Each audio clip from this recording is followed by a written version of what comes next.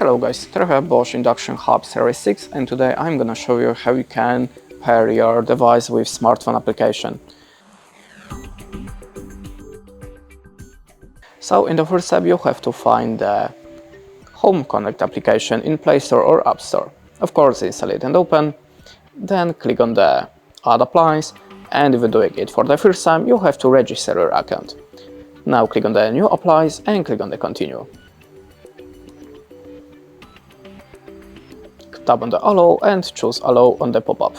Now we have to turn on the Bluetooth and click on the Continue. As you can see, you have a cooktop Bosch, so if you don't see your appliance here, remember to click the Wi-Fi settings Wi-Fi button on your Induction Hob. Now just click on it.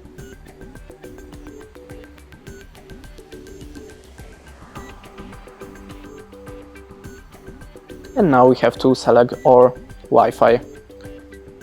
Then enter the password, so just give me a second. And as you can see, we successfully paired the appliance with the smartphone, so you can now manage the Induction Hob from your smartphone. And that's it. Thanks for watching, leave us a like, recommend, and goodbye.